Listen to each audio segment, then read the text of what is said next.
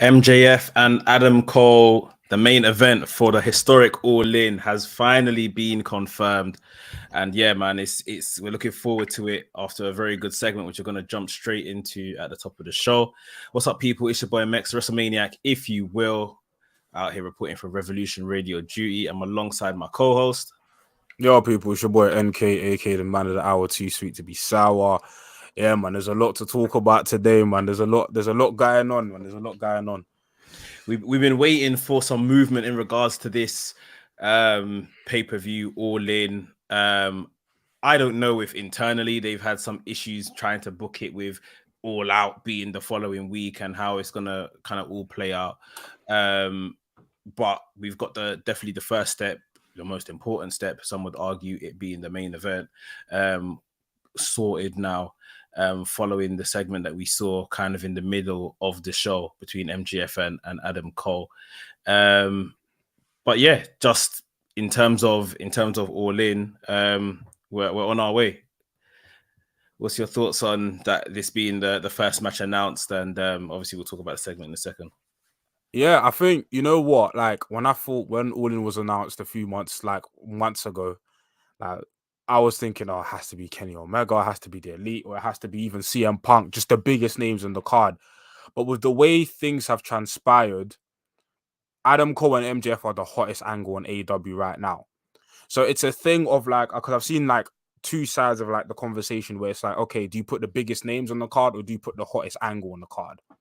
And if you go by biggest names, of course, then you're talking the guys like Omega, Punk, so on and so forth. But this feels like the biggest thing on the show currently. And I feel like for someone like MJF to main event All In, like the biggest show that AEW have done, I mean, it's crazy. And I feel like, you know what, there's no better stage for a storyline like this to like reach its climax or even reach its like peak than All In. So for me, it's like, you know what, I'm okay with it. Like I'm fine with it. Like, yeah, let these guys main event and yeah, let's see what the rest of the card looks like. But this is the main event. I'm good with it. Like I ain't got a problem with it. Yeah, I think it's well deserved, even for someone like MJF, where there was a period of uncertainty. Was it earlier last year? With him contractually, this, that, and the other was going wrong. Adam Cole, who's basically come back from a long-term injury, didn't really get into sink his teeth into much before he went on that injury. And now both of these two characters, through their terrific performances, have found themselves in this position, headlining the biggest show that AEW will have ever put on. So yeah, it's very good for both men. We're gonna get the likes of the Omegas and Punks and all of these guys on the card elsewhere, that's for sure. But yeah, like you said, deservingly, this is the main event. And I think just in terms of optics, I was beginning to think, and I think this was my very first question when they announced that they were doing this, because obviously All In, the first installment was a celebration of indie wrestling. And yes, this All In was going to be under AEW's umbrella. But I thought, are they going to use it for the same thing? And is it going to be for the same direction, especially because it's a week before an actual AEW pay-per-view? So are they just going to kind of throw it away, just a hell of fun, dream matches and all that kind of thing? No, it looks like that, they are actually playing into, what's happening on TV is going to play out on the show. And this isn't going to just be like one kind of big pre-show or house show kind of thing for all out the next week. So yeah, I'm definitely looking forward to it. In regards to this segment, it started with MJF coming out to the ring. He's getting big ovations as a babyface, as we've seen in the last few weeks. And MJF was talking about his ADD condition and how it caused certain issues and other I guess disorders that he had, which made things hard for him growing up. And I guess the anti-Semitism stuff as well that he mentioned, being picked on because he was a Jewish kid and all that kind of stuff. Really endearing himself to the fans, to the crowd. But he kind of told the story of how Adam Cole has almost made him a better person. He's seen life through a different lens now that Adam Cole's by his side. He continued to say, you know, when the R's and the applause and all that comes coming in, he's continuing to still say, I'm a scumbag. Like, guys, I am still a scumbag. Like, don't worry about that. Like, about, you know, I'm trying and all that kind of thing. Which I think is key here, which we'll come on to. He invites Adam Cole down. Adam Cole comes down and, you know, more praise, more accolades and all that kind of thing. And he says that, you know, we're also very proud of MJF. He's come a long way. And MJF, you know, goes for, I guess, the climax of this segment where he says, look, I promised you a match at All In. I'm not giving you a match at All In. The crowd starts booing. Adam Cole's besides himself, like, why, what's going on, blah, blah, blah. And he, I guess, one-ups himself. Justin Roberts hands him a contract. Says he's giving him a main event match at All In, etc., etc. So Adam Cole takes his contract. I noticed there and then he just put pen to paper. He did not look at whatever this contract said, which I think is going to happen. They embraced, they hugged, they said they love each other, this, that, and the other. And the segment ended with the world champion, who is seemingly putting his title up for grabs at All In. You know, and the challenger, Adam Cole, on the turnbuckle, celebrating this, that, and the other. What did you think of this segment, NK? And like we're saying, this big angle around this actual contract. What do we think has happened here? I think the segment, I just think, do you know what it is? I feel like Adam Cole and MJF have turned what is standard pro wrestling cliches, will they coexist storyline. We've seen it time and time again. This is not the first, and this will not be the last time we see it. They've elevated like material that's, let's be honest, kind of mediocre, and they've just taken it and made it their own thing. And it's just like I started the storyline off thinking, okay, like this is going to be like a little week program, like a small program, and then MJF will turn on Adam Cole. Now it's to the point where I'm invested, to the point where I'm like, I know MJF is going to turn, but I actually don't want him to. Like, I'm actually invested to the point where I'm like, nah, like you guys, like keep it together, keep the friendship together. 100% Adam Cole is getting shagged. I feel like him not reading the contract is he's gonna get bamboozled. But I saw a lot of people theorizing on Twitter, and maybe they're reading into it too much. But when Adam Cole hugged MJF, he did like he patted him on the back. Yeah. But then somebody spliced that in with like NXT when you did the same thing to like, I think Roderick Strong, and maybe it's a thing where it's like, I'm gonna turn on you before you turn on me thing. I don't know. I think the match at All In will happen because they've advertised it now. I think it will happen, but I don't know whether it's going to be a thing where there's a stipulation attached to the match where it's like, I don't know, if Adam Cole loses, he can never challenge MJF for the title again, or it's or something embedded in the contract that's going to like ultimately be a detriment to Adam Cole. And then obviously, like we saw, like Roderick Strong's overacting in the back. That's the most I've ever seen Roderick Strong ever act. Literally. But I feel like he's obviously going to play a factor in this. Like whether it's a thing where he betrays Adam Cole and sides with MJF, or they do a double turn. Who knows? Maybe MJF turns face. We don't know, innit? I think that's not as likely.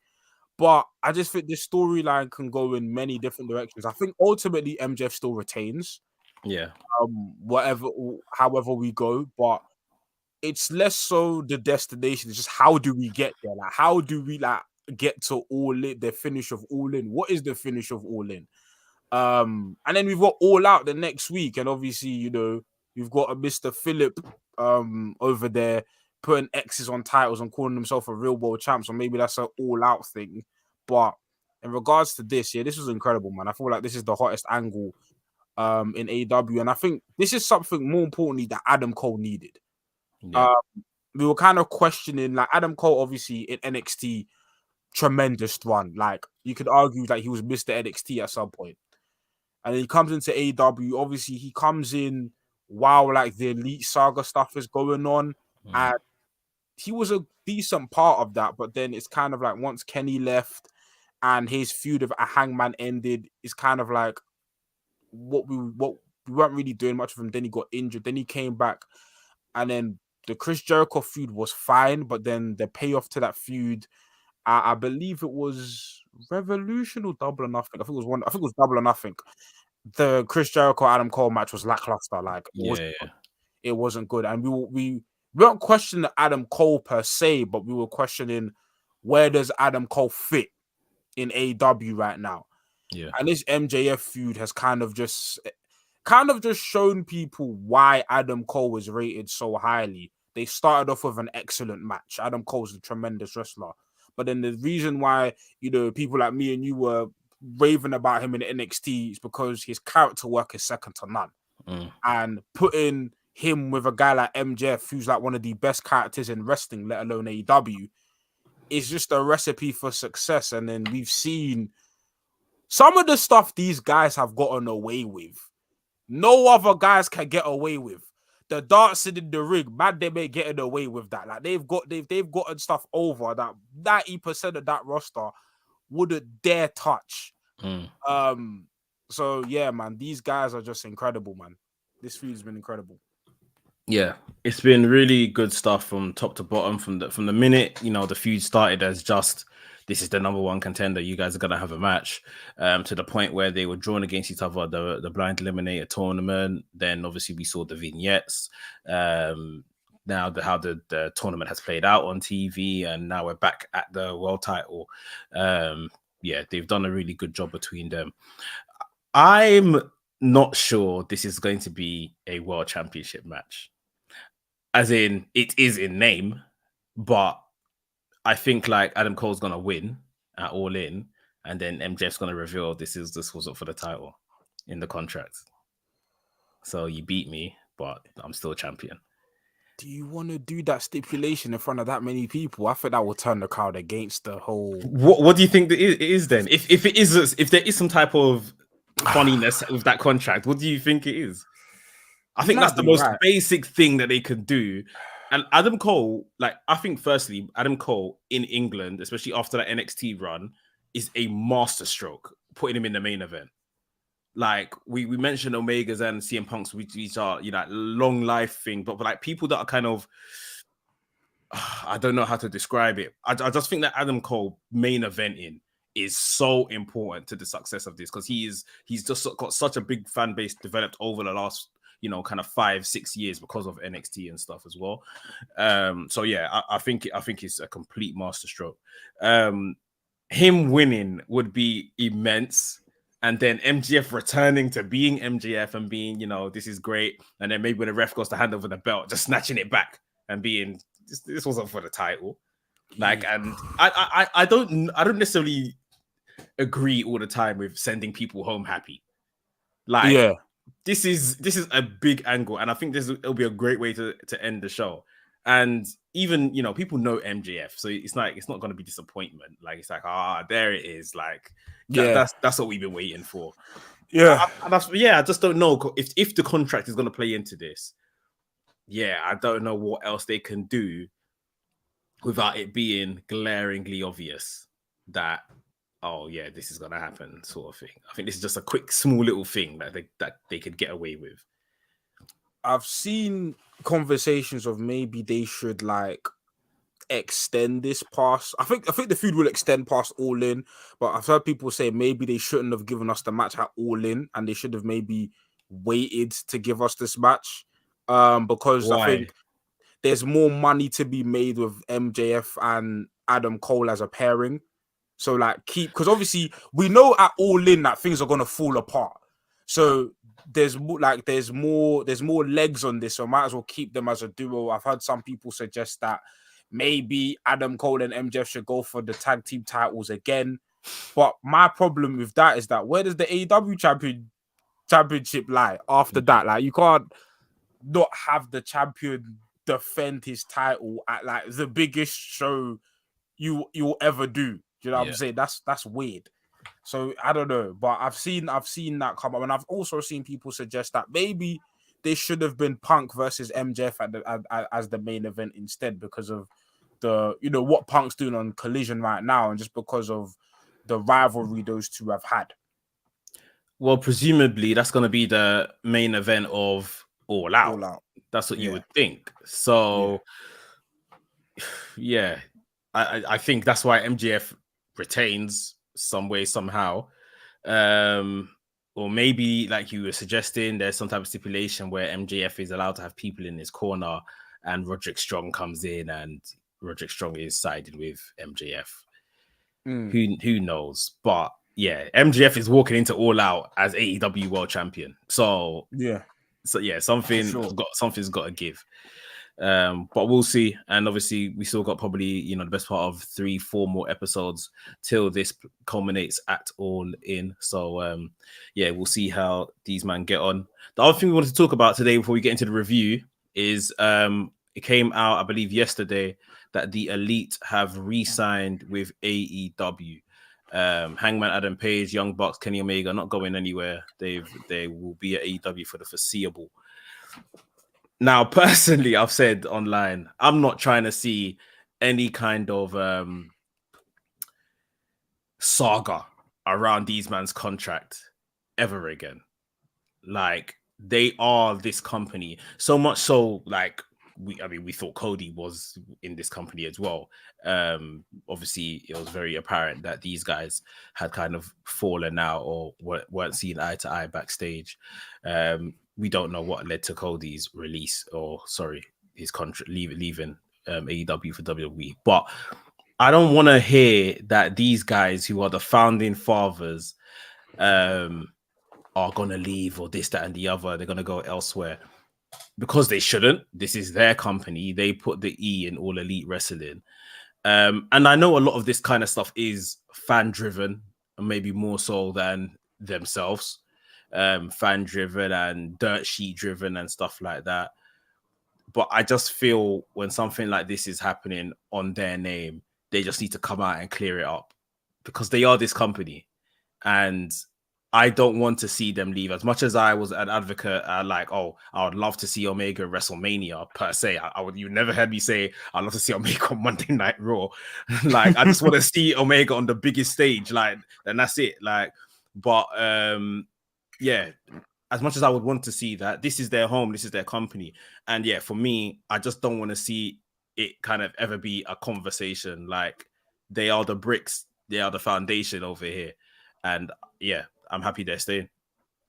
Yeah, for me, I thought there was a very real possibility they were gonna go. I felt that the possibility became real, and obviously we don't know the full ins and outs, but we know Brawl Out was a thing. And we know just like from reports that the morale at the company wasn't great, and like with Cody, well, we don't know this about the Elite, but with Cody, he said he left for personal reasons, and I was reading into the fact that I'd never seen TK, for example, at all of these pay-per-views. I've never seen TK and a member of the Elite sit down at one of these media scrubs. That stuff was starting to alarm me. I was like, something is going on. That's true. The thing is, and we say, you are right. AEW, I mean, the Elite are AEW. They are the founders of this company. Their movement is what inspired Tony Khan to even have the idea to make a wrestling company in the first place. But at the same time, WWE is WWE. That I compared them, they're Real Madrid. Like, once they call, we've seen it time and time again. And granted, none of these companies are of the stature of what AEW have built now, so it's a bit different. But we've seen guys who we think are indie darlings, like the AJ Styles or the so on and so forth. Once that phone call hits, and that they offer you the money, they offer you, the status, the pageantry, that it's very alluring to most wrestlers. Heck, it was alluring to Cody. Yeah. Somebody who in previous interviews had said, "Oh, I'm not going back there. Like, no, I'm blackballed there." He went back. So as much as like the elite stand in me was saying, no, you must stay, you must stay.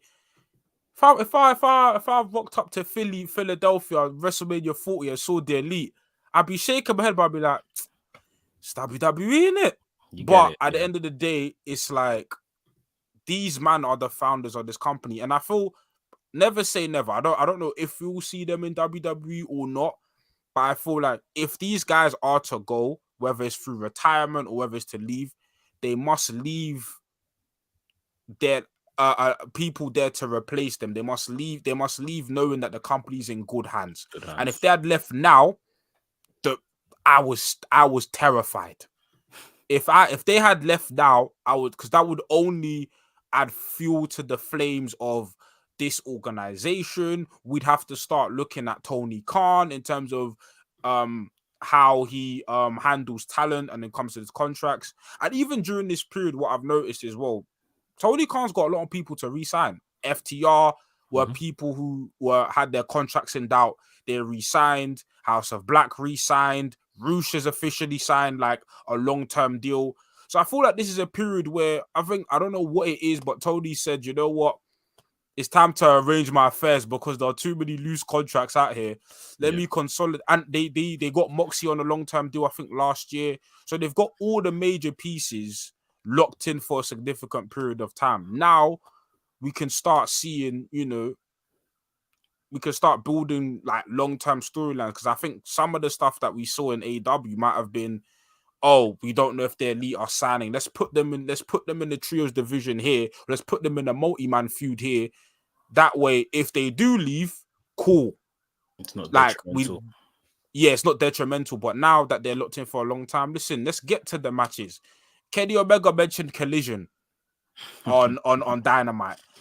Listen, I think the CM Punk Kenny Omega match is mostly fantasy booking, but in terms of box office, in terms of what the amount of money it can make, that feud can be mega. Now, I don't want it to be a dark side of the ring feud where they just kind of shoot promos on each other. No, you can lean into it a little bit, but like find a creative way to get to it. But there's money on the table. We still need Danielson number 2. We still the elite, the Young Bucks. We need a tag team match. You know what I'm saying? We need maybe not another tag team title run, but Aussie Open are there. You know what I'm saying? There's the feud of FTR's one apiece. And Hangman, arguably, like we talk about MJF being one of the biggest homegrown stars in AEW, Hangman Page is in that conversation as well. Someone who, because the Young Bucks, Kenny, they came into this company already as stars. Hangman was the person who was kind of like the question mark. Look what this company's done for him. So, yeah, man, it's important that they're here. You got to keep your prize place, just like football, man. Like, we're Arsenal fans. We've seen all our players go to these clubs here. Sometimes not just about the signings you make, it's about the signings you keep. And this is the most important ones. These are the most important ones. That's exactly it. With Moxley re-signing last year, Omega, Bucks, Hangman, all now re-signing.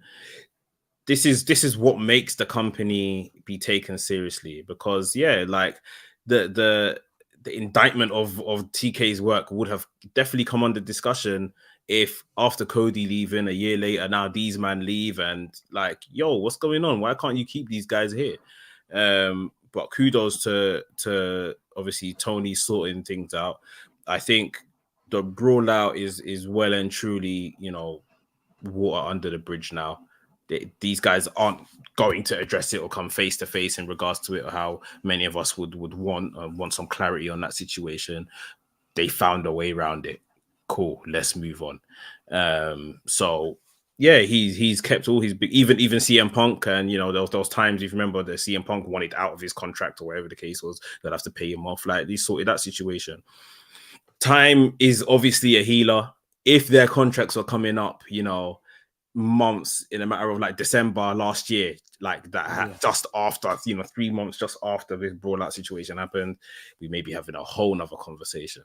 But I guess ironically, so not to cut you off, ironically, if Kenny Omega didn't get injured like the years prior, that would have been the case. The reason why, because Kenny Omega's contract was supposed to they added time on because of the injuries. So if he wasn't injured and Brawl Out happened and his contract, that would have been the case. So, boy.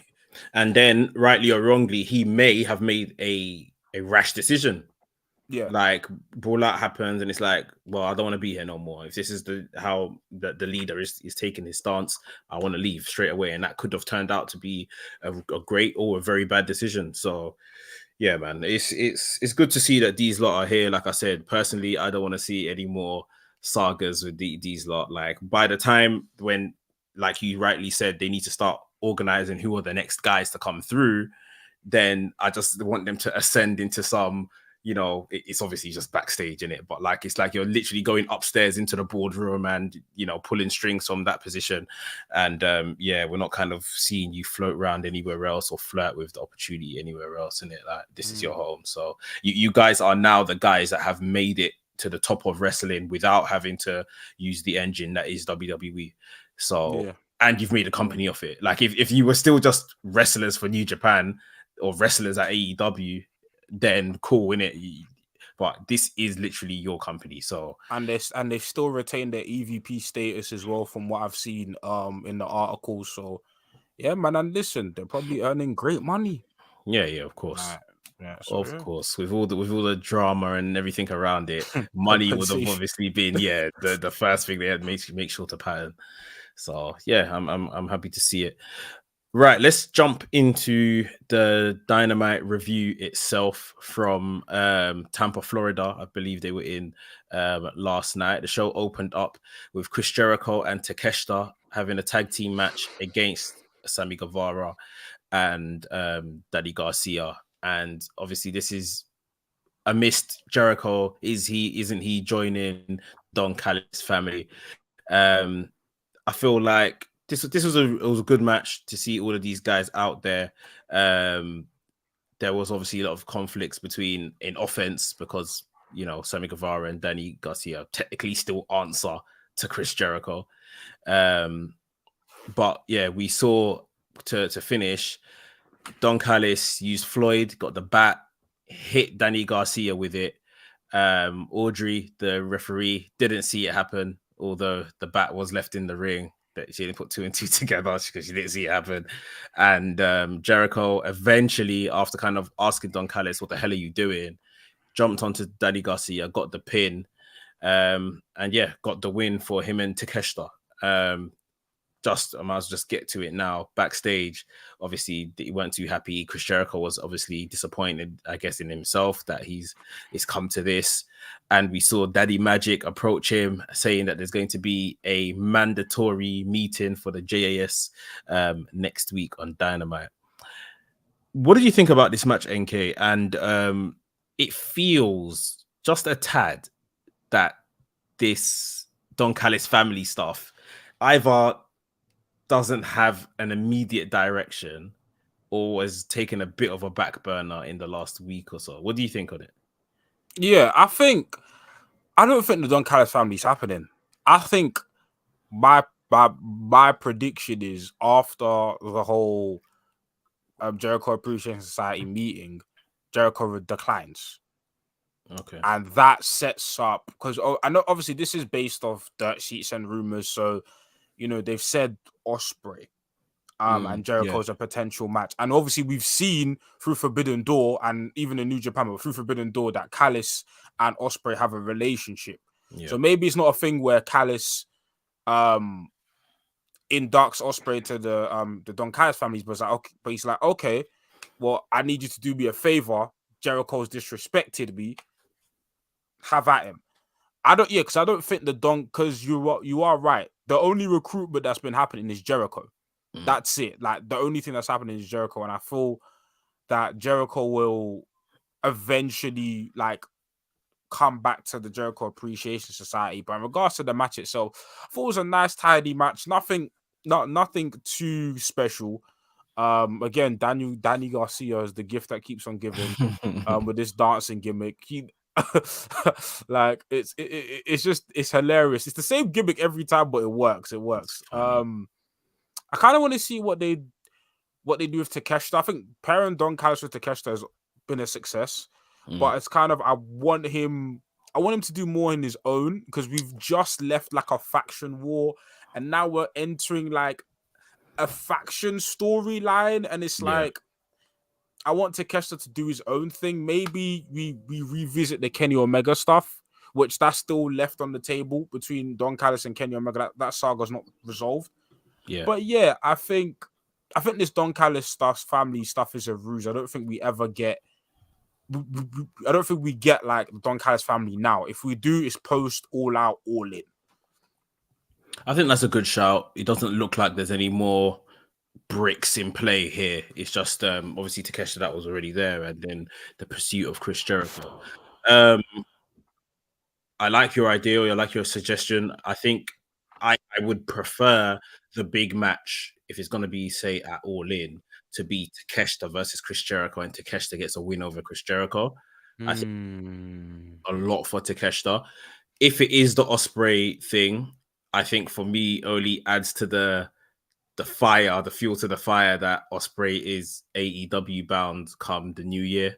Maybe once the deal is done, and this is a way to kind of again further introduce him to this audience. Not that he needs introducing, but like because like you said, it's like Don Callis is going to use him as his hired gun, get Ospreay in, let him do the work over Chris Jericho, and then maybe if he is to join AEW in the future, he slides into the Don Callis family, whatever that's going to be in 6 months' time, or whatever the case is. So yeah, but I think without thinking of Ospreay putting him into the equation, I think Takeshita would have been good to have a match with Chris Jericho at All In and get for sure. But we'll see where this is going. I am looking forward to that mandatory meeting. I think that's going to be quite interesting next week, because they've really kind of expressed their displeasure, all of them, to Chris Jericho. So we'll see how that goes. Back in the ring after that backstage segment, we had Tony Schiavone. He introduced the FTW champion Jack Perry. Jack Perry came out. He called out Jerry Lynn, who I guess they were supposed to have a face-to-face and all this kind of thing, but had fighting words like, come down to the ring, gonna have a match, blah, blah, blah. Jerry Lynn obviously stated, look, I've got this wrong with me, I got that wrong with me, I can't have a match, no doctor in the world's gonna clear me. But I have a friend who is, still active, one of the greats, ECW original as well. And the crowd seemed to know who this was way ahead of time. I heard them shouting RVD. Okay, fair enough. Yeah, because I heard them shouting RVD, and I was like, "Oh, I'll be sick of his RVD." And of course, it was RVD. So he came out, a couple of choice words for Jack Perry, and challenged him to an FTW championship match next week. I thought this was going to be on All In. And then I was thinking, oh, maybe they are going that indie-rific route for All In, but it's going to be next week. And Rob Van Dam said in the backstage segment with Renee Paquette that if he wins, he's retiring the FTW championship, which I thought was interesting. Do you think he gets the win and this is a way to just remove a belt from TV, or Jack Perry? No, I feel the match at All In has to be Hook again. Okay, yeah, of course. I think it has to be Hook again. And I feel like now that Rob Van Dam's thrown the retiring the title thing out there, I think what Hook will do, which I think will be the best thing, is maybe beat Jack Perry and then retire the title. Like the son retiring his father's title. I like it's that. Like, okay, like I don't need this anymore. Like I'm my own man now. We don't need this. Let me retire the title. But yeah, I was scared that this was going to be the match at All In. And I could kind of see like the justification of it, because like you're wrestling in front of like 70,000 people. It's like a lot of these guys might not be AW fans. They might be wrestling fans or casual wrestling fans. And a name like Rob Van Dam on a card might be like, oh, I know him. But at the same time, like you were saying before, if this is a celebration of it depends, because ECW kind of fits into that, okay, like celebration of alternative wrestling. But if you're going to celebrate AEW and independent wrestling, it's like Rob Van Dam? Nah, there's other people on the card that you can put. So I was happy that it's a Dynamite match, because it's a Dynamite match that has big stakes. It's Rob Van Dam. FTW title started in ECW. He got introduced by Jerry Lynn, but it still leaves room for the actual match, for the match that has the biggest story behind it. and the biggest like showcase of young talent in Hook and Jungle Boy in Wembley. I think that's the route they should go down. Yeah, and that match, we never know. It might, if they do Hook and Jungle Boy, like you're saying, that match could have stipulations which somehow allows Rob Van Dam to still rear his head and get a big reaction in Wembley, give Hook a win. So yeah, I'll definitely say it's a good direction to go. Cool. So moving on from that segment and that announcement, we had the Anything Goes match, which I was laughing when they announced this because I was thinking a triple threat match is basically anything goes anyway. Anything goes anyways. But yeah, good gimmick. They got me. Trent Beretta versus John Moxley, Penta El Zero. Listen, craziness. This match literally gave me 2021 AEW vibes. Like them matches they used to open the show with Joey Janela and Darby Allin and who were them other man that just used to kill each other just for 10 minutes. I know you're talking. There's a guy with red hair, something Jimmy Havoc. The guy who can't talk about. Jimmy Havoc. It literally just gave me these. And obviously, it was the anniversary show, 200 episodes. So yeah, I really, really enjoyed this, and I thought when I was watching this, I was like, for me personally, there's a space for this match every week. Like this is what I wanted from AEW. Like there is a space for this every week, and I was thinking it would become tiresome when it probably would. But yeah, it was good to kind of see this, and I would have never in a million years had Trent winning. Never in a million years. So, do you think they're doing something there with that Trent win, or they're doing something on Rampage, isn't it? Yeah, they're doing a parking lot brawl. And funnily enough, I think right before this, there was like a vignette just like celebrating 200 episodes of the AEW, and then the Trent Beretta parking lot brawl came up, and I was like, okay, but I never did I think Trent was going to win because Trent is the perennial loser. Like it's either going to be Moxley or Penta, and I do think they are setting up Moxley versus Orange Cassidy for the All Atlantic. Yeah, I think that's the match that they're setting up. Which that's a big match that I would never thought Moxley in the All Atlantic picture, but it's the good work that Cassidy's done for the belt, though. Yeah. For sure. It's not what I would have done, but like it makes perfect sense. But yeah, I think if they're thinking like if they do that at All In maybe, and Moxley gets a win, wins that title at All In, maybe they're thinking long term, like on Dynamite, if they repeat the open challenge thing, it's an easy way to put Moxley on TV every week and just have him kill somebody, like which people wouldn't mind at all. So sure. It's going to be interesting how they book it with All In and All Out back to back again. But I think that's definitely the direction they're heading in. Yeah, and for sure. And even I was wondering, even from this, where do Blackpool Combat Club go from this? Because obviously I know they got the parking lot brawl, but it's like, and it's weird because there's no Danielson either because he's injured. So you've literally left Claudio and Utah together. The problem is, unless you stick them in the tag team division, which I wouldn't say is. I don't mind. Just take the Ring of Honor title off Claudio. Like, because I don't believe anyone that is being presented as a world champion should be running around second fiddle, like he's running around behind Moxley with Utah next to him as a tag team guy. Like, if just take the title off him. Take the title off him, and then you could do whatever with these man. But I think that's the one visual kind of optic that's messing with me. Like, this guy is a champion. He's ultimately he's got more accolades, higher accolades than Moxley right now.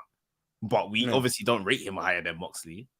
No. So yeah, it's a good conversation though, because I don't necessarily see where BCC are going either at this point.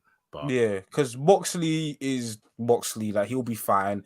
Danielson's obviously injured, but when Danielson comes back, he's Danielson, and it's like, not to say that you and Claudio are weak links, but they're better. They've been presented better as a part of the unit and as solo guys themselves. So where do we go with them? It's obviously Blood and Guts has just ended, so it's not a thing where it's an urgent matter. But BCC are still like a premier faction in AEW, so something needs to be done with them. But for now, they've got a parking lot brawl match on Rampage. So yeah. And you know what? Side note, I think the existence of Collision has made not Rampage better, but has like made me just appreciate Rampage for what it is. It's just a variety, random show where I just get any sort of matches. Yeah. Because Collision's like a main storyline show, Dynamite's a main storyline show, and then Rampage is just throw something random, anything. It could be Lucha this week. It could be indie people next week. It could be dark rejects. Anybody, just throw it on Rampage. I tuned into Rampage. I'd watch like everything that I tend to prioritize over the weekend, and Rampage just left. So I said, all right, let me just turn on Rampage and have that playing in the back while I do some work. And they opened the show with obviously this tag team battle royal, and the tag teams in it just respectfully absolutely stank. I'm seeing like respectfully, I saw the Hardys. I'm seeing Butcher and Blade. I'm seeing Isaiah Cassidy and Ethan Page. Big Bill was presented very well in the battle royal, I must say, and he's doing a really good job on TV and whatever he's on, really. But him and Cage just not doing anything. Who else was there? Like, just some names that I'm just thinking they are gonna do absolutely nothing. The winner of this ain't winning nothing. I just did Bill and Cage win, because I think they Bill won. And Cage are facing they're facing FTR on Collision. But it's I just thought like you're saying, it is what it is at this point. You just watch it for what it is. It's like a high level elevation and dark on TV. And that's what it is. So take it for what it is. We talked about the MJF and Adam Cole segment. You mentioned obviously backstage, what's his face, Roderick Strong boning out. Like, I couldn't believe he was overdoing it. Like, I said, this guy, bruv. But then we saw he's not a sports entertainer. No, not at all. Not by trade. We saw the Kingdom, Matt Taven, and what's this man's name? Bennett, Mike Bennett, turn up. And they said to Roderick Strong, trust Adam Cole to always forget about his friends. Now, for those that don't know, Adam Cole was part of the Kingdom back in the Ring of Honor days. Pretty successful as a faction with Maria Kanellis as well, of course. And if I'm correct, if I've got my timeline correct, he was out of the Kingdom when he went to WWE. He didn't leave the Kingdom for WWE, I don't think. Bullet Club. Yeah, it was Bullet Club. He got kicked out. Bullet Club. So he was already done with the Kingdom. But they're rightly, like they said to him, and obviously Roderick Strong knows what they said as well, is because he felt it in NXT. Kingdom, like if you're not watching Ring of Honor, people aren't watching Ring of Honor. The Kingdom are more or less front and center in that tag division in Ring of Honor. They've been very impressive over the last few weeks as well. I don't know if you think. Do you think they're going to involve them some way, somehow in this, or was this just a part because they have history? I don't know. I do feel like they are going to revisit Adam Cole as a faction leader at some point. I do feel that is going to happen. Obviously, Kyle O'Reilly's injured right now, so whenever he comes back into the mix, he'll come back. But I don't know. I don't know if it's a thing where they're kind of swerving us one way to take to do another thing where they're kind of saying, okay, we don't trust Adam Cole to align themselves with him. I don't know where exactly this is going to go. I don't think MJF works as a faction leader. I think we saw that with Pinnacle. Yeah. I just think MJF is better off as a solo act. Yeah. But Adam Cole, like, faction leader is bread and butter. We sort of Undisputed Era. And I feel like Tony Khan wanted to recreate that with Paragon, which failed miserably. But Paragon. yeah, failed miserably. But I feel like kind of. I don't know. I don't know what we do with these guys. I feel like these guys will ultimately factor into the all-in match. I think all cards are at play. But I don't necessarily think it's going to be a situation where everyone turns on Adam Cole. I think it's going to be a situation where whether it's Matt Taven, whether it's the Kingdom or whether it's Roderick Strong, I think one of those entities is going to align themselves with Adam Cole at some point. I think that's what it's leading to. Yeah. Okay. Yeah, we'll watch this space and see what they do there, in regards to this story. Next up, we had the Elite versus Jeff Jarrett, Satnam Singh, and Jay Lethal. It popped me when them man done the little Elite pose in the middle of the ring. But yeah, it was good to see the Elite out there. They had a trios match. I just think you saw all the kind of greatest hits from these boys. Nice spot when Matt Jackson got into the ring. It was gassing up Satnam Singh, and then when he went to turn to tag Omega and Nick in, they just left him, walked away. Going towards the finish, I know there was some shenanigans taking place, and then we saw Hangman come up on the apron, who is obviously not involved in this match. He hit Jeff Jarrett with the buckshot lariat, and then Omega hit Jay Lethal with the one-winged angel and got the pin. So yeah, decent match. Good to see, like I say, the Elite back on TV and involved. And after this, when they done their kind of announcement that they are staying with AEW and that we can turn up anywhere, including Collision. So yeah, I think this is 70% fantasy booking, but I feel like we need to see more of the Bucks as a tag team. Yeah. I feel like we've seen Hangman obviously started the year with the Moxley feud. Kenny Omega's been doing everything. The Bucks have kind of been the people who've fallen to the wayside. And there is no immediate match for FTR. And we spoke about this last year where it was like there were rumors of FTR versus the Young Bucks main event in the pay-per-view. Obviously, we know that's not the case now. But I feel like that Collision line means something. Whether it's now or later, it means something. And I think Kenny versus Punk is a bit hard to ask. But we've seen the Bucks and FTR work together before. Yeah. And I feel like it's a match that you don't need that much build for. They've done, like, yeah, you could build it up a bit more, but the history's there, even in AEW. We want our titles back. We built this company. We're the best tag team in the world. FTR, we're the best tag team in the world. Let's settle it. Now on for Young Bucks versus FTR 3 all in.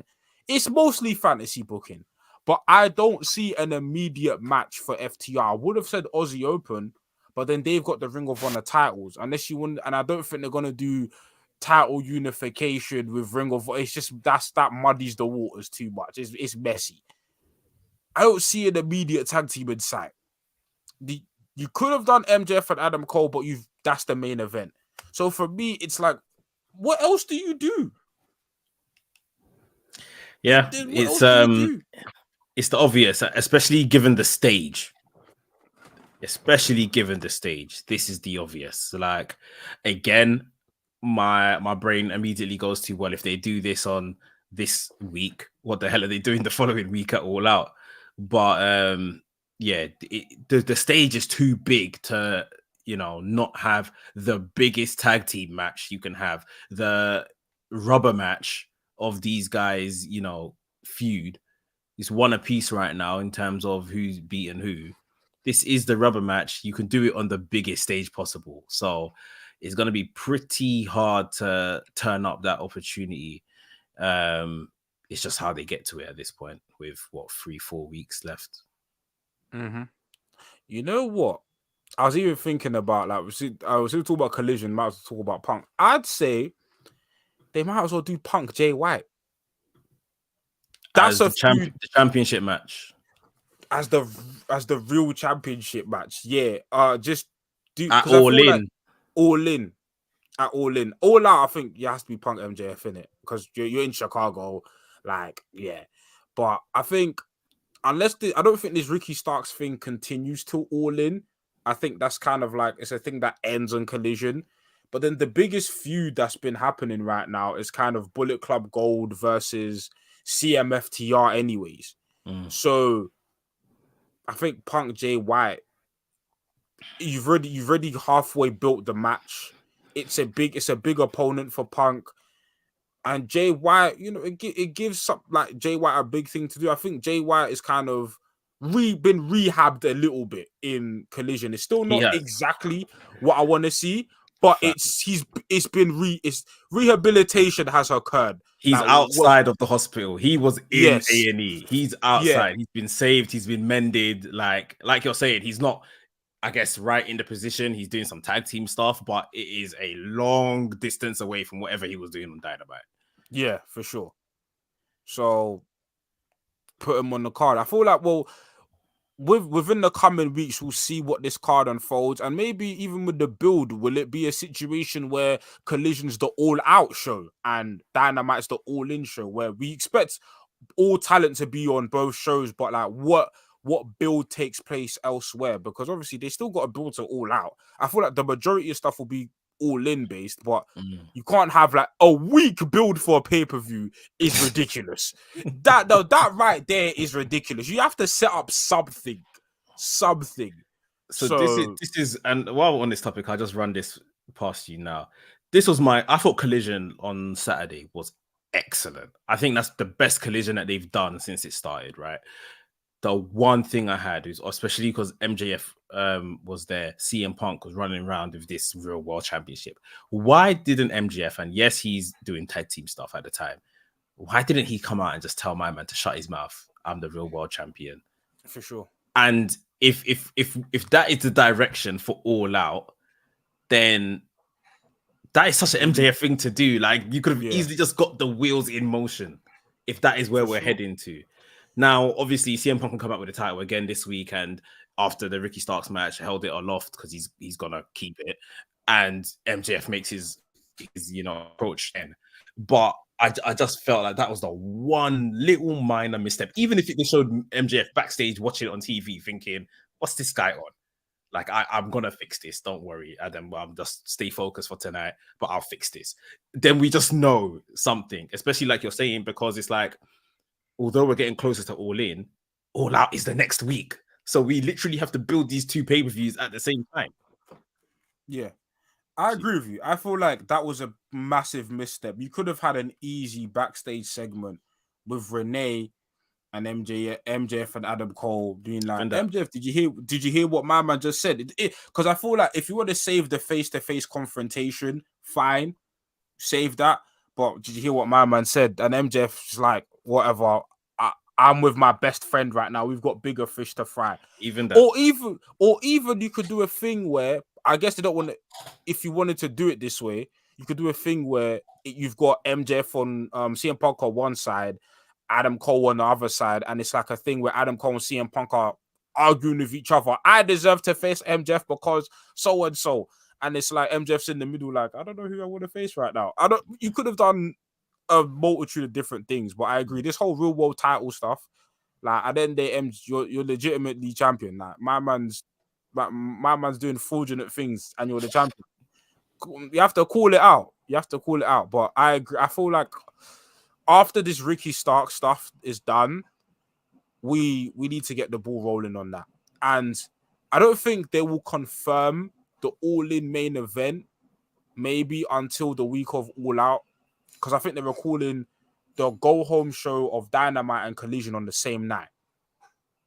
That's what I heard from reports. So I think there's definitely going to be crossover there. But yeah, I don't know. This week, this is the one thing that concerns me. The week pay-per-view thing, I'm not sold on it.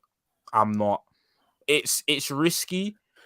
It's audacious, but sometimes it's too much. It's too much. It's just difficult to book. It's not impossible, but it's difficult to book and do a good job of the booking. Yeah. They've got more than enough people and all that kind of stuff, but as you know, as the chances are, the people that we see at All In will be majority the same people on the All Out card. Yes. So yeah, you need to basically be putting them in some cases 2 stories from now, or in some cases you're gonna have to find a way to leave it open-ended at All In so that they can repeat the match at All Out, and that won't go down well with people because they're No. gonna be like, "Oh, I just saw this on a big Yeah. stage week before. Like this is lazy, this, that, and the other." So For sure.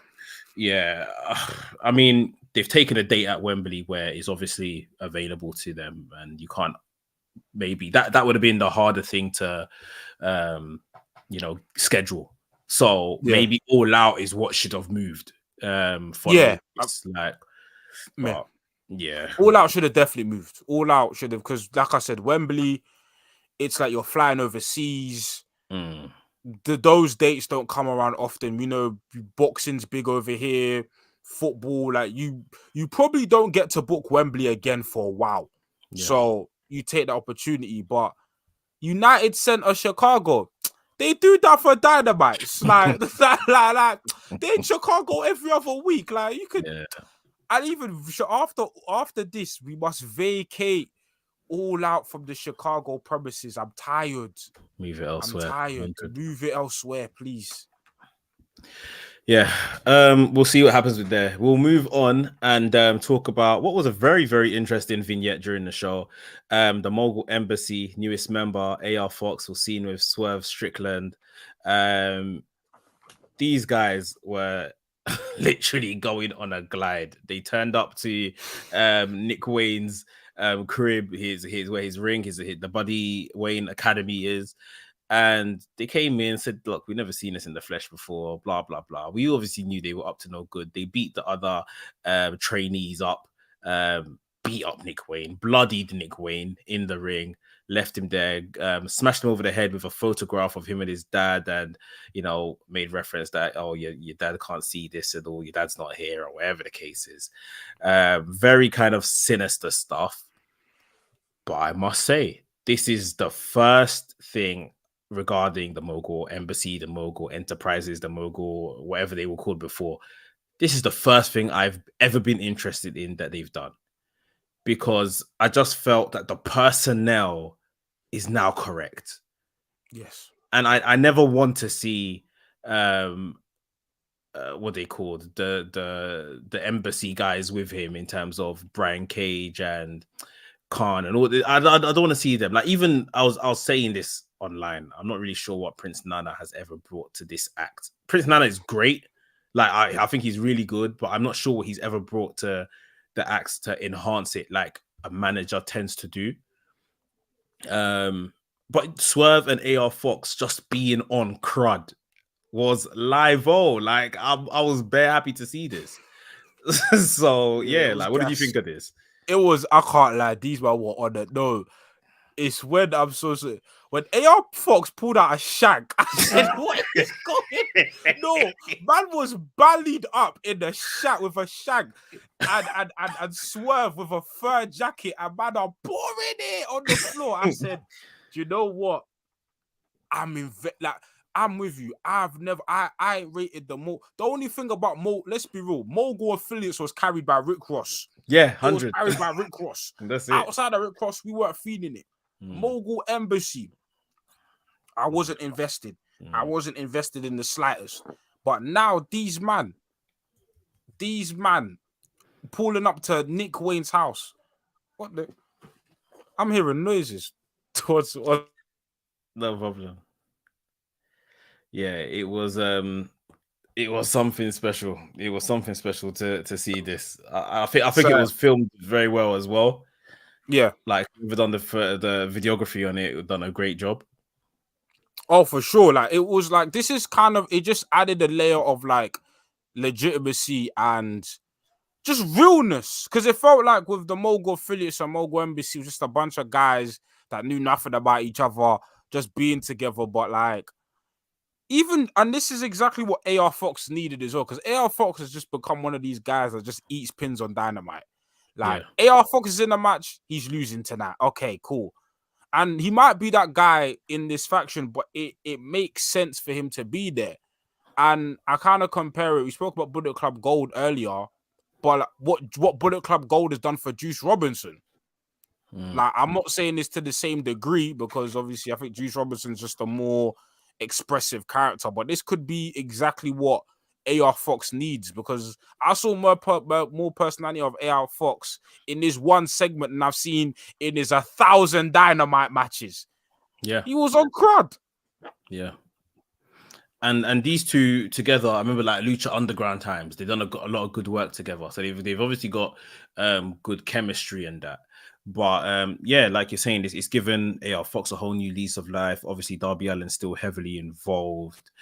I was critical maybe a week or two ago that we got another like Swerve and Darby match, and I'm just thinking, like I understand these two are gonna fight forever, as they say, but they're too frequent at this point without any real story beats. And now we've got Nick Wayne in the middle, AR Fox, and Darby and his relationship with AR Fox.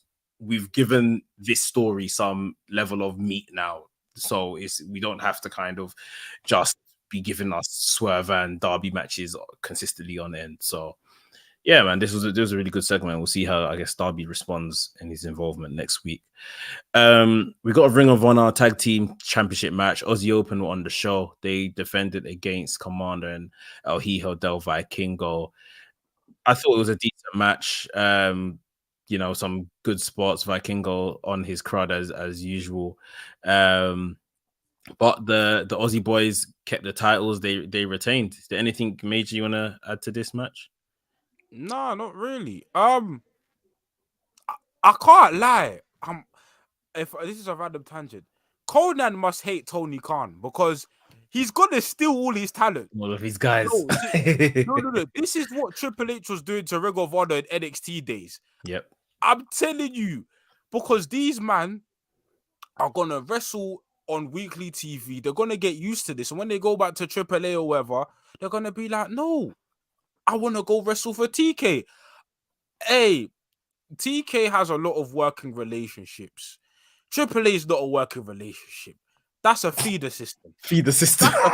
That's a feeder system. I'm telling you, Vikingo is going to be all elite very soon because he's taking what Bandido, Commander's gone, Roosh, he's taken Roosh. I'm telling you, and then obviously the Lucha Bros, but that was very early on in AEW. Vikingo's next. Vikingo is next. If you don't think Tony Khan's going to sign, Vikingo's gotten more screen time as like a part-time, or not even a part-time, but as like a freelancer than bare man on the roster. Yeah. And he's across all the shows as well. Yeah. Ring of Honor included. So yeah. I mean, it's a nice little cruiserweight luchador division that they've created there, which is again adds some diversity to the product, which is always good. And yeah, just to round it off, we had the women's world title match in the main event. Hikaru Shida going up against the champion Toni Storm. Again, a really, really strong match from these two ladies. I believe they've wrestled before. They wrestled before on Dynamite, right? Yeah, and I didn't see this coming from a roll-up pin. Shida pinned Toni Storm and is the two-time, first ever, if I'm correct, two-time AEW Women's Champion. And it's funny. It feels deserved because she does great. She puts on great matches, very reliable for that. At the same time, she's very absent. Or maybe they just don't book her enough, whatever the case is. I know she got dates and commitments in Japan that she still fulfills.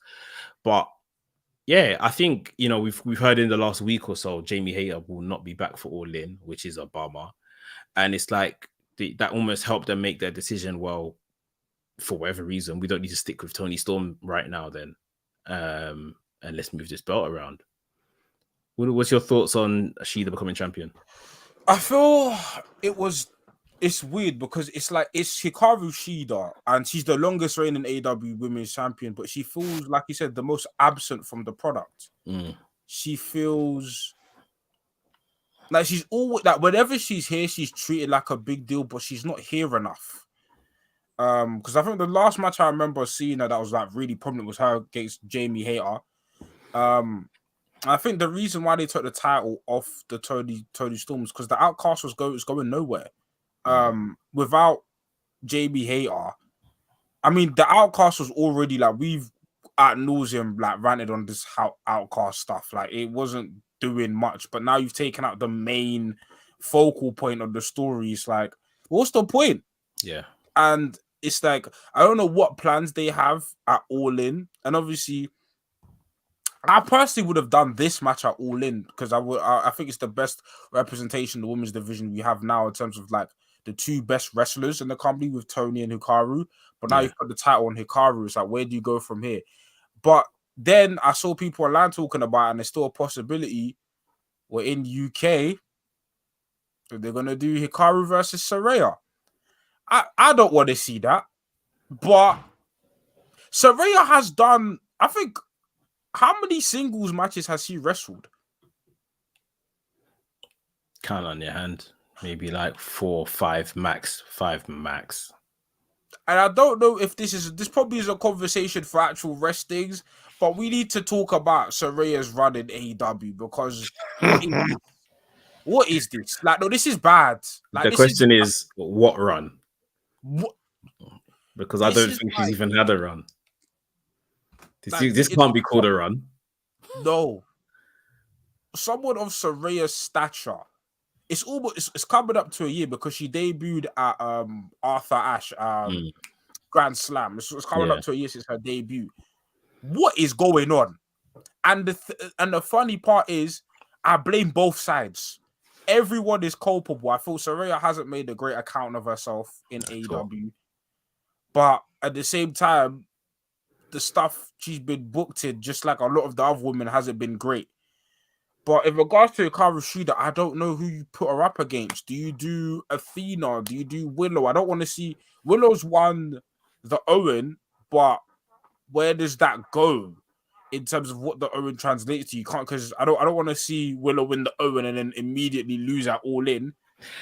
Maybe that's if she looks at Ricky and says, well, Ricky got a world champion shot, so I want to go up against Hikaru Shida, and that's like we're saying ultimately they're out. Yes, it's another defeat for Willow ultimately, which isn't good, but then they can move on to maybe they do vice versa, like you said. If they say Saraya, then maybe they do Saraya in England and then they do Willow at All Out, because as of right now the only other option is they do a Toni Storm rematch.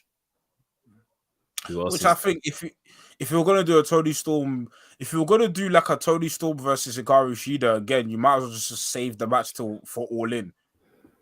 You might as well have saved the match, because if the whole narrative is, in fact, you know what? I think now I'm thinking about it, I feel like they kind of jumped the gun early, because the whole thing in commentary was the fact that Hikaru Shida never got to wrestle in front of a big crowd as champion.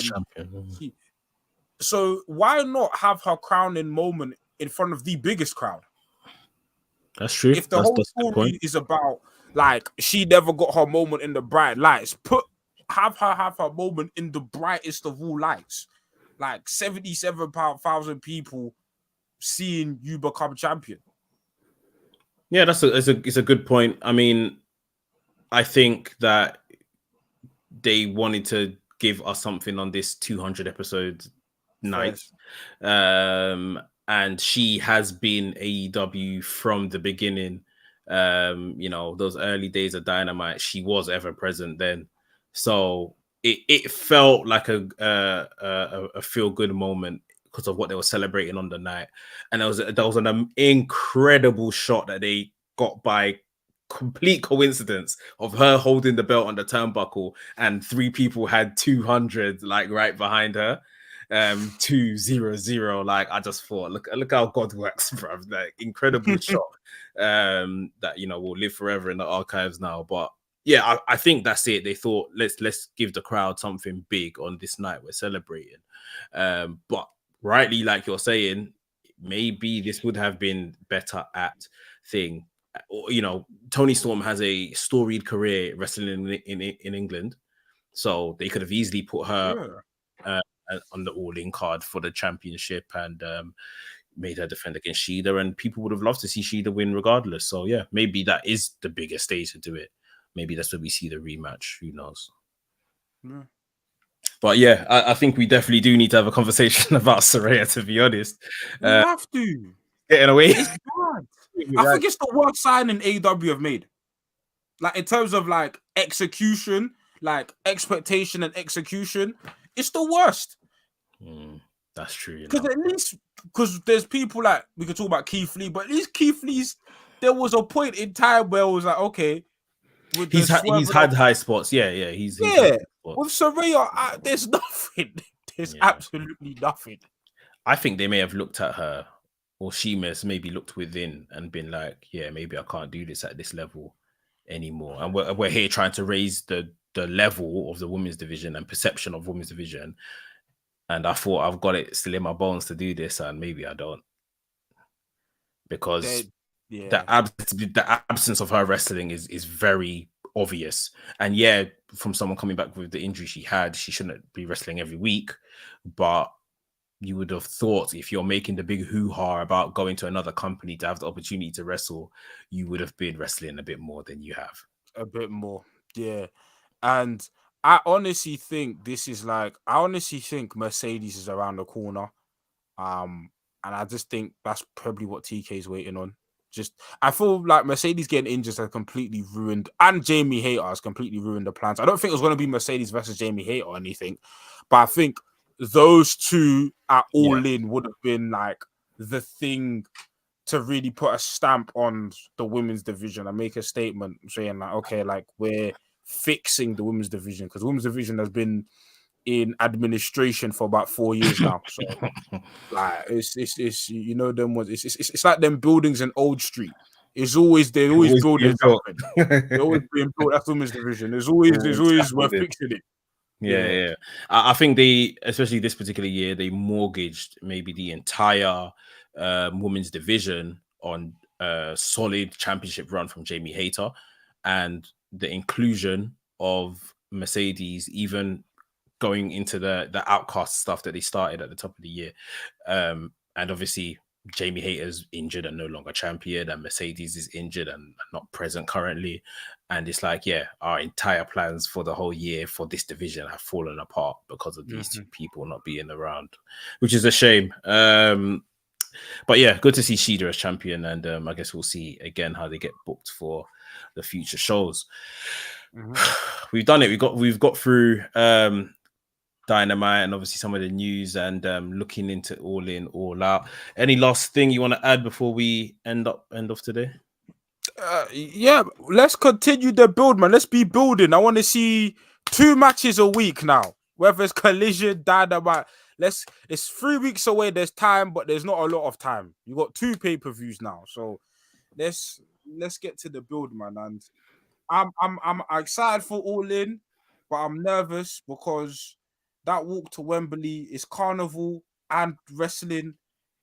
Oh, it's terrible. Police are going to be everywhere. The amount of bread they must have had to drop the police to even run this on Carnival weekend. No, the police are going to be everywhere. They've paid for the police at this point. So yeah, and it's all within like the West London vicinity. So it's like it'll be hot, but hopefully it'll be enjoying. I think the one thing I'd say is that obviously we were talking this morning about the tagline of what they're using going forward. I don't give 2 hecks about this tagline personally, because like I said, I've seen WrestleMania be called the most stupendous show ever. I've seen Edge and Randy Orton be called the greatest wrestling match of all time and all this other cack. Like a tagline is a tagline, innit? I don't want them to focus on the biggest wrestling show in history, or whatever the tagline is, in terms of numbers. Like, yes, that might be the metric that we're talking about right now, but like you're saying, be booking the card. Make this feel, and some will argue it's too late to make it really feel like the biggest show of all time, whatever. But make this feel like the biggest wrestling show of all time, or whatever they're called, as well as what they're gonna do in numbers in attendance. Yeah, and in the tagline, I feel like what WWE, obviously WrestleMania is the grandest stage of them all, and the word grand is like spectacle and stuff like that. For me, the two words I focus on is biggest wrestling. I want people to leave All In, not thinking it's WrestleMania, because WrestleMania is WrestleMania, but thinking that might be the best top to bottom wrestling I'll probably ever see. Yeah. Top to bottom, in terms of like, obviously it's 80,000 people, there's got to be spectacle there, but AEW need to do, and this is what the conversation out of wrestling is about, AEW being an alternative and what AEW is good at. WWE is the show where you get it's the glitz, the glamour, the spectacle, the feeling. What AEW should feel like, I should feel the way I felt at All Out, where it's like, what have I just watched? I've watched one of the craziest matches. I've seen wrestling at its simplest form, but at the highest level. So that's what All In should do. And I don't think it's too late for that, because the cards, at the end of the day, it's down to what the card is and what the guys do at the pay-per-view. I do agree that we could have built this up quicker, but I don't think it's too late to build an amazing card and then have, because and we're gonna be there once everyone's in the building. Yeah, the gas is gonna be real. The gas is gonna be there. You know what I'm saying? But yeah, give the fans that are making a journey, the 70, 75, 80,000 people that are gonna be in attendance, give them their money's worth, and repay, especially a lot of the UK fans, where even with TK responding to Triple H's comment and stuff like that. I just quickly, I thought that response was extremely classy and well done, rather than kind of taking a bite back. Obviously, at the same time, it's the second promotion in the world. Like, it is like behind WWE, AEW in terms of thing. But he answered it in terms of like, in this market, we are first, and this, that, and the other. And again, people are comparing, ITV, where it comes on, is free, and WWE in England is behind the paywall. So it's not the same. Yeah, it's not the same. But he answered it in the most classy way, without taking a bite back, and still putting his company over first, and putting his company over, rather than necessarily taking a dig, which I thought was good. Yeah, I felt like it was a dig from Triple H, but at the end of the day, it's like I said, I compare WWE to Real Madrid. Everyone's smaller than them, so it's like, they're gonna dig at everyone, but at the same time, TK uses this as an opportunity to be like, listen, cool, we're not like we're doing our own thing. Look what we've got over here, and at the end of the day, we know, like, WWE, I can't lie. The fact that WWE are usually great at booking arenas, the fact that they missed this, like, it's so weird. It's weird because they have the SummerSlam. They have the SummerSlam record already. They could have easily just doubled down, and be like, cool. The biggest shows in England are both SummerSlam. Or are both WWE shows, because they did Money in the Bank here, are both WWE shows. Cool. We own Europe, but it's like they decided to do a timid thing for Money in the Bank. It's like, bro, for WWE, it's like, bro, I was surprised. I don't know. It's I guess with when Money in the Bank was, and I'm not even making excuses for them, because it was very timid. But I think maybe the football season was still happening. Stuff when Money in the Bank happened. But you should be booking these bigger arenas when they are available, because you've got these fans, and this is why I was so vocal. Like, AEW, you don't know how many people are turning up. People are flying from all over the world, not even just UK for this. So, like, it's gonna be a spectacle. Like I say, I just want them to pay its dues and really book this card that is, so it's biggest in terms of attendance, biggest in terms of the names on the card, biggest in terms of the performances that we're going to see on the night. Like you said, the biggest wrestling show in history. So yeah. Anyway, guys, we will pick up next week again with all things happening on Dynamite and that. Appreciate everyone watching live, and everyone's going to watch this back. Same time next week, more Revolution Radio, and we'll see you then.